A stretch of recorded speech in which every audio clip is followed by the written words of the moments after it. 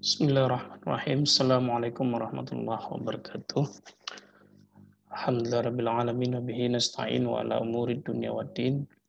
Salatu wassalamu ala asrafil anbiya'i wal mursalin wa ala alihi wa ashabihi ajma'in amma ba'du. Eh, Pada kesempatan kali ini kita akan menjelaskan tentang struktur atau sistem ekonomi pada masa Rasulullah Sallallahu Alaihi Wasallam. Nah, ini menjadi topik yang penting untuk kita ketahui eh, dalam rangka mencari jejak pemikiran ataupun gagasan ekonomi yang sudah berkembang sejak masa Rasulullah Sallallahu Alaihi Wasallam. Nah, insyaallah kita akan melihat beberapa poin berikut. Pertama tentang dengan struktur masyarakat Arab pra-Islam. Yang kedua, Nabi Muhammad sebagai entrepreneur, kemudian kebijakan ekonomi yang dilakukan pada masa Nabi Shallallahu Alaihi Wasallam.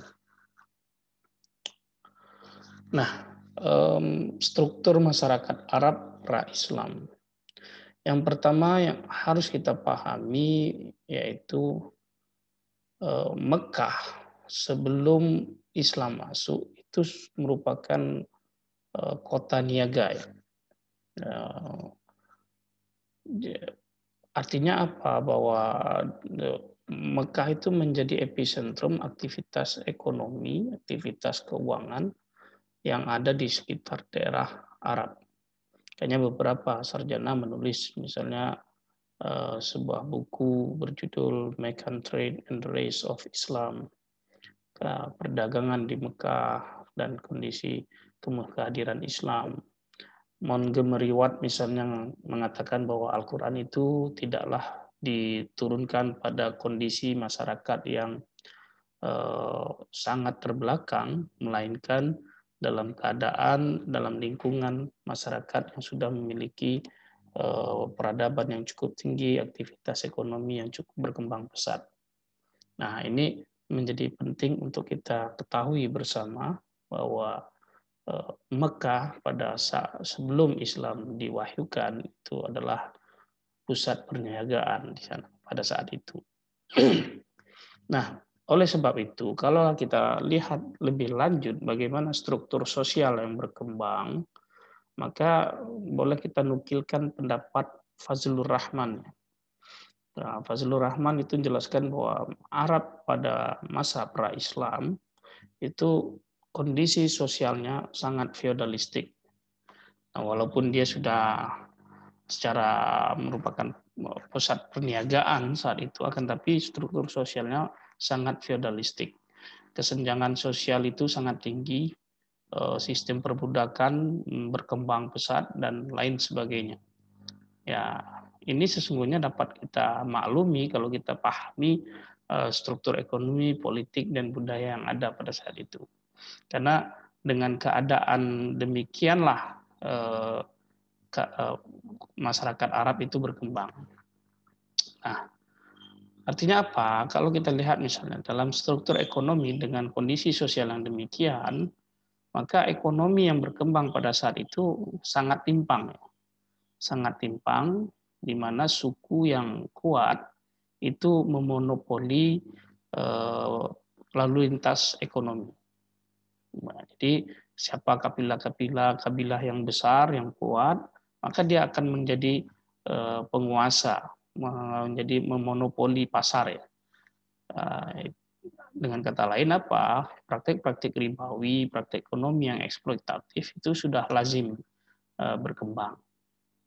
Nah, keadaan ini juga didukung oleh kondisi atau struktur politik di mana pada masyarakat Arab pra-Islam itu belum memiliki kepemimpinan yang diakui secara bersama. Artinya apa? Kabilah-kabilah yang kuat itu menjadi penguasa, menjadi pemimpin di daerah masing-masing. Nah, oleh sebab itu sering terjadi konflik antar kabilah, antar suku yang merasa kekuasaannya terganggu dan seterusnya. Nah, dan oleh sebab itu kalau kita lihat juga bagaimana struktur budaya yang berkembang, karena tadi kita katakan keadaan masyarakatnya sangat feodal, kemudian praktek perbudakan masif berkembang, maka budaya-budaya yang berkembang itu ada mendukung status quo keadaan masyarakat saat itu. Nah, inilah gambaran umum bagaimana struktur masyarakat Arab pra-Islam. Pertanyaannya tentu adalah apa yang dilakukan Nabi dalam kondisi yang seperti ini. Nah, ini sangat menarik ya, karena ada proses tahapan yang harus kita lalui, dan saya akan mengajak kita semua untuk melihat bagaimana posisi Nabi sejak awal itu mengambilkan peran pada struktur-struktur sosial, ekonomi, dan budaya yang seperti kita gambarkan ini. Nah, itu bisa kita mulai, kita sorot dengan posisi Nabi sebagai seorang entrepreneur ya. Kalau Afzalur Rahman Nabi sebagai pedagang, maka saya akan lebih cenderung menyampaikan bahwa Nabi itu sebagai seorang entrepreneur, orang yang memiliki jiwa kewirausahaan yang sangat tinggi sekali. Mana indikasinya? Pertama, sejak kecil Nabi Muhammad adalah seorang pengembala. Jadi ada kemandirian mengembala kambing itu bukan perkara mudah ya, karena sangat kompleks dan butuh kesabaran. Nah, yang kedua, Nabi juga aktif dalam aktivitas perniagaan. Kita tahu sebelum Nabi diangkat menjadi Rasul, diangkat menjadi Nabi, Muhammad SAW itu aktif mengikuti paman beliau Abu Talib dan juga kakek beliau itu berniaga ke negeri Syam dan daerah-daerah lain di sekitar Arab. Nah, ini membentuk karakter Nabi yang kemudian juga akan mempengaruhi bagaimana Nabi itu cepat bisa beradaptasi dan diterima oleh masyarakat yang dalam keadaan struktur sosial yang seperti kita gambarkan tadi. Nah, yang tak kalah penting adalah Nabi ini adalah seorang mitra bisnis yang dari Siti Khadijah. Kita tahu belakangan Siti Khadijah menjadi istri Nabi Muhammad SAW. Tapi yang perlu kita garis bawahi dalam konteks bagaimana kita memahami sistem ekonomi yang dibangun adalah Nabi pada saat itu merupakan mitra bisnis. Nah, kalaulah kita ambil Nabi mengelola harta barang dagangan Siti Khadijah, kemudian dibawa, dan dari situ Nabi mendapatkan bagi hasil yang diberikan oleh Siti Khadijah. Nah, untuk melaksanakan misi ini, posisi Nabi sebagai seorang entrepreneur, Nabi memiliki etika entrepreneur yang dibangunkan, yang dikembangkannya. Yang pertama kita kenal Nabi adalah seorang yang siddiq, orang yang selalu berkata benar, jujur, dan dapat dipercaya. Kedua, Nabi memiliki kecerdasan dan kebijaksanaan. Nah, sehingga strategi-strategi bisnis yang dilakukan itu terukur dan teruji. Yang selanjutnya adalah amanah. Jadi berpegang teguh pada kebenaran dengan bijak dan juga amanah. Artinya apa? Nanti apa yang beliau sampaikan itu dapat dipercaya dan dapat dipegang teguh seperti itu. Dan yang terakhir tabligh, menyampaikan kebenaran.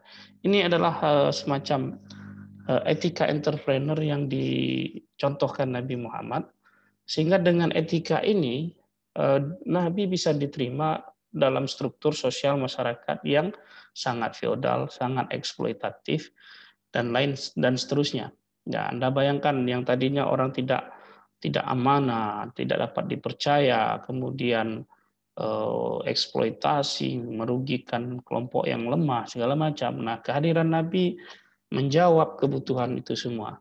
Sehingga bagi kabilah-kabilah yang besar, yang selama ini menguasai, memonopoli, menjadi segan dengan nilai etika yang ditampilkan oleh Nabi. Begitu juga kelompok yang selama ini dieksploitasi, dianggap sebagai budak, itu merasa terlindungi dengan basis etika yang dikembangkan Nabi. Nah, ini semua sesungguhnya tidak lepas dari misi kenabian yang dibawa oleh Nabi Muhammad. Pertama, wa ma arsalnaka illa rahmatan lil alamin, disebutkan dalam Al-Qur'an bahwa Nabi itu diutus untuk membawa rahmat bagi alam semesta. Kemudian Nabi pun yang innama bu'istu li utammima makarimal akhlak. Nabi itu diutus untuk menyempurnakan akhlak. Nah, Nabi juga diutus untuk membawa kabar baik, membentuk bukan untuk sebagai rahmah, bukan sebagai laknat untuk masyarakat pada saat itu. Nah, ini adalah basis etika yang dikembangkan Nabi, yang dengan ini Nabi bisa diterima, kemudian secara perlahan merubah struktur sosial, struktur ekonomi, struktur politik yang saat itu sangatlah eksploitatif, sangat tidak menjunjung tinggi keadilan sosial. Nah, isu keadilan sosial ini oleh para sarjana seperti Fazlur Rahman menjadi tema utama yang ada di dalam Al-Quran. Nah, terakhir adalah bagaimana sih kebijakan ekonomi yang dilakukan oleh Nabi Muhammad SAW. Penting kita ketahui bersama bahwa posisi Nabi masa risalah, Nabi membawa risalah itu ada 2 tahap. Pertama pada saat Nabi di Mekah, kemudian Nabi di Madinah. Keadaan Nabi di Mekah itu sesungguhnya belum begitu menguntungkan. Nabi belum mempunyai peran yang cukup kuat untuk mengubah kondisi sosial, sekalipun etika-etika entrepreneur yang ditampilkan Nabi itu membuat Nabi disegani oleh masyarakat di sekitaran Mekah. Akan tetapi fungsi penyebaran Islam pada saat itu belum begitu masif, belum begitu kuat, sehingga tidak banyak Nabi berupaya membawa risalah Islam, tapi baru sedikit saja orang yang meyakini, para sahabatnya meyakini Islam pada saat itu. Nah, akan tetapi keadaan berubah setelah Nabi hijrah ke Madinah atau Yasrib ya. Apa yang dilakukan oleh Nabi pertama kali? Yang pertama adalah membangun atau menjalin persaudaraan antara kaum Ansar, kaum Muhajirin dan kaum Ansar. Kaum Muhajirin adalah orang-orang yang meninggalkan daerah asal, yaitu Mekah, dengan meninggalkan seluruh apa yang mereka miliki, mulai dari harta, mungkin istri, saudara, famili, dan lain sebagainya, datang ke Madinah, kemudian dipersaudarakan dengan kaum Ansar. Dan itu tidak hanya persaudaraan yang sekedar saudara, tidak. Ada yang kehilangan istri, maka dicarikan istri. Yang nggak punya harta, dikasih harta oleh kaum Ansar. Nah, ini adalah bentuk persaudaraan yang menjadi basis bagaimana Nabi membangun struktur masyarakat, struktur ekonomi di Madinah. Yang kedua, Nabi membangun masjid dan juga ada pasar. Kita tahu Masjid Nabawi yang hari ini kita masih berdiri dan sangat megah sekali, itu adalah masjid yang didirikan Nabi pada saat hijrah ke Madinah. Mengapa masjid? Nah, ya, karena dalam masjid itu menjadi pusat peradaban. Kalau kita baca sejarah Islam, pastilah masjid ini menjadi peranan penting dalam membangun peradaban seperti itu. Dan juga pasar, yang artinya Nabi sangat sadar bahwa keadaan masyarakat itu membutuhkan pasar, di mana di pasar itu seluruh kebutuhan itu dipertemukan. Nah, bagaimana kita memenuhi kebutuhan sehari-hari itu akan ada di pasar, dan Nabi memberikan ruang yang bebas sekaligus terkontrol seperti itu. Nah, selanjutnya pada periode di Madinah, Nabi pun juga membentuk semacam konstitusi negara. Ya, kita tahu Piagam Madinah ya. Piagam Madinah itu menjadi contoh yang diakui oleh banyak sarjana sebagai konstitusi yang sangat inklusif, sangat toleran, dan seterusnya. Di mana kehidupan masyarakat yang berbeda secara suku, kemudian ras, dan lain sebagainya itu dilindungi di bawah naungan Piagam Madinah tadi. Jadi tidak ada orang yang diperlakukan secara tidak adil berdasarkan Piagam Madinah yang disepakati antara kaum muslimin dan non muslim yang ada di Madinah saat itu. Nah, bagaimana pembangunan dilakukan? Pembangunan dilakukan dengan paradigma pembangunan yang berdasarkan pada persaudaraan, persamaan, kebebasan, dan keadilan. Nah, ini asas-asas pembangunan yang dilakukan oleh Nabi Muhammad SAW. Selanjutnya adalah berkaitan dengan sumber pendapatan. Bagaimana Nabi membiayai aktivitas ekonomi, membiayai aktivitas negara dalam tanda kutip pada saat periode Madinah. Pertama kita tahu sumber pendapatan yang diperoleh Nabi pada saat itu adalah pertama dari kaum muslimin ada zakat, ada usyur, ada wakaf, sedekah, khums, dan lainnya. Sedangkan dari non muslim ada jizyah, ada jizyah yaitu semacam pajak perlindungan, ada kharaj itu adalah pajak atas tanah, kemudian ada usyur. Dan ada juga pendapatan lainnya seperti ghanimah atau harta rampasan perang, dafai atau pemberian secara sukarela pasca perangan gitu kan. Ada uang tebusan, kemudian ada pinjaman, hadiah, dan lain sebagainya. Nah, ini adalah sumber-sumber pendapatan yang untuk membiayai kehidupan bernegara di Madinah. Bisa dikeluarkan untuk apa saja, membiayai banyak hal, untuk perang, untuk pendidikan, dan lain sebagainya. Nah, yang tak kalah penting yang dilakukan Nabi pada masa untuk membangun sistem ekonomi adalah mendirikan Baitul Mal yang itu diletakkan di Masjid Nabawi. Fungsi fungsi pertama ya yang dan paling penting pada saat itu Baitul Mal itu berfungsi sebagai tempat penyimpanan sementara yang kemudian didistribusikan kepada masyarakat. Jadi pada awalnya Baitul Mal itu hanya untuk penyimpanan saja. Ya, dari zakat, jizyah, khums, kharaj semacam itu dikumpulkan ditaruh di Baitul Mal, kemudian baru didistribusikan oleh Nabi. Nah, itu fungsi awalnya.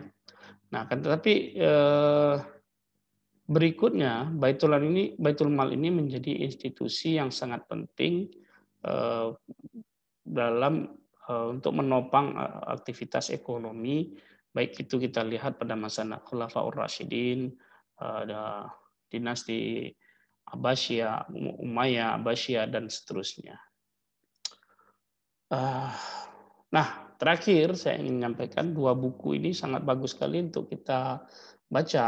Yang pertama dari Syed Kazim Sadr, ini berjudul The Economic System of the Early Islamic Period, Institution and Policies, di sistem ekonomi pada periode awal Islam, institusi dan kebijakan yang dikembangkan oleh Nabi.